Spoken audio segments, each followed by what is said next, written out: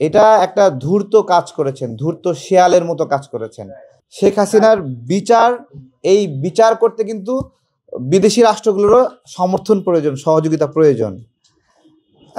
যদি এরকম উনি ভেবে থাকেন যে আপনারা সেই সমর্থন নিয়ে বিচার করবেন, সেটা একটা বিষয়।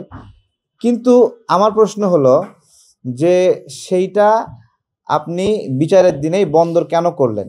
সেই দিকে দেখেন, এখানে কয়েকটা স্টেজে কাজ করা হয়েছে। একটা হলো বিকাল পর্যন্ত আপনার হলো শেখ হাসিনার বিচার নিয়ে আলোচনা হবে, এবং বিকাল থেকে শুরু করে রাত 12টা পর্যন্ত পিনাকি এবং ইলিয়াসরা ধানমন্ডি 32 নিয়ে ক্যাসাল করবে।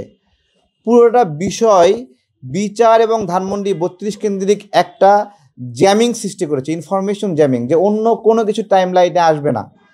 এবং সেখানে দেখেন সব কিছু আয়োজন অনেক সুন্দর, এবং আপনার হলো যেই আইনশৃঙ্খলা রক্ষাকারী বাহিনী জনগণ দেখে ভয় পাইত, হঠাৎ করে ধানমন্ডি 32 ভাঙার দিন তারা সাহসী হয়ে গেছে, এবং একটা মানে টি-20 ম্যাচ চলছে সেখানে। ঠিক আছে, সব কিছু মিলিয়ে আয়োজনটা সুন্দর ছিল, বন্দর বিদেশিদের হাতে দেওয়ার জন্য, একটা কর্মযজ্ঞ শেষ করার জন্য।